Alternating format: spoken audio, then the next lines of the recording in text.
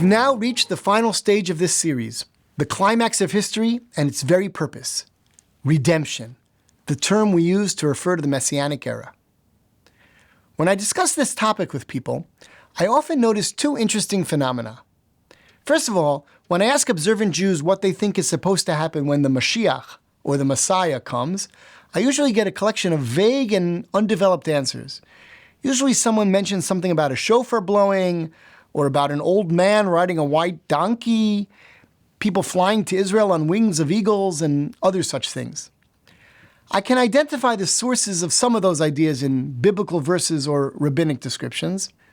Others are misunderstandings, but I know where they come from. Still, other things I commonly hear don't seem to be based on any genuine Torah source that I'm aware of. But the one thing that most of the comments have in common is that they add up to a fantasy, a fairy tale-like story.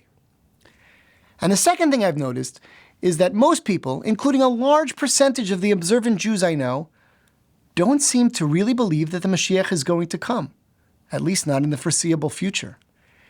They may pay lip service to the idea and sing songs about it, but once you press them on the matter, it becomes clear that they don't really think it's going to happen, at least not in their lifetimes. I find that very troubling for a number of reasons. Most importantly because, as I said at the beginning, this is the purpose of everything, the reason the Torah was given, and the purpose of all history. And if even observant Jews don't really believe it's ever going to happen, how are we supposed to bring it about? I think that this issue is actually connected to the earlier phenomenon I mentioned, the fact that when most Orthodox Jews speak about the Mashiach, they don't understand what that term really means or what our sources say on the matter. So that's what we're going to talk about in this video. Now, this topic of Mashiach and the Messianic era is far too complex for a single video. One could fill many bookshelves with all of the source material, and the analyses and interpretations that have been developed around this topic are nearly endless. For now, we'll need to suffice with a very brief synopsis. At least as much as in other areas of halakha and Jewish thought, there is an enormous amount of dispute regarding these matters.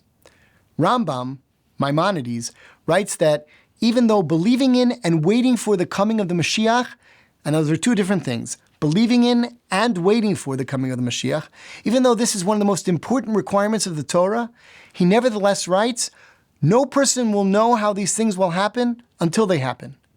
And then he says, in any case, neither the precise sequence of what will happen when the Mashiach comes, nor the details of those events are an essential principle of the law.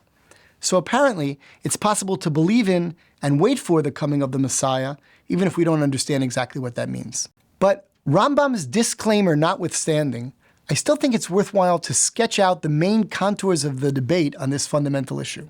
One primary disagreement is about the very nature of the Messianic era. Some rabbinic authorities believe that the Messianic era will be distinguished from contemporary reality by fundamental changes in the laws of nature, and possibly also of human nature. Exemplified, for example, in Yeshayahu, Isaiah's famous prophecy that the wolf will live with the sheep and a lion will eat straw like cattle. But others, most prominently Rambam, interpret prophecies like that metaphorically and insist that nothing supernatural will happen. The world will remain essentially as it is today, but human society will progress historically to a stage of perfection. A related disagreement has to do with how the Mashiach is expected to arrive. Some authorities believe that the transformation from the current reality to the Messianic world of redemption will occur supernaturally and quite possibly instantaneously. It seems that this view was held by some Talmudic sages, as well as some medieval and later authorities.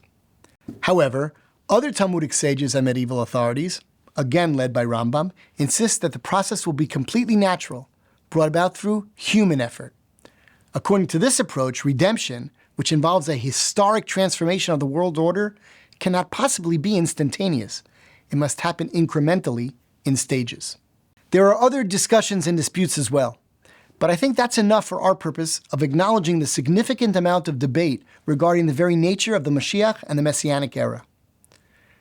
With all this disagreement, we can probably agree with the Rambam's comment that we quoted earlier. No person will know how these things will happen until they happen. But therefore we need to ask, what is this concept supposed to mean to us? And why is it even relevant to speak about it? How are we supposed to believe in and wait for something that we don't even understand. Rambam does point out that there are certain basic aspects of the Messianic era that are clear from the prophecies and accepted by all. These include the ingathering of the people of Israel from exile to the land of Israel, the rebuilding of the temple, the universal recognition of the one true God, and the total abandonment of war and the peaceful coexistence of all humans. Even without knowing the details, such a world certainly seems worth hoping for, waiting for, and striving for. But more than that, based on everything we've discussed in these videos, it should now be clear that the coming of the Mashiach is not some distant, abstract concept. It's the culmination and the entire purpose of the creation of the world, the revelation of the Torah, and the Levadad's historic project. The hope that this vision provided kept our people alive and brought us through the most excruciatingly difficult moments of our exile. And it can also give meaning and purpose to each of us as individuals. In our next and final video, entitled Conclusions, Where Do We Go From Here?, we'll discuss how history may be a lot closer to this triumphant conclusion than we think, and what all this means to you and me in our personal lives.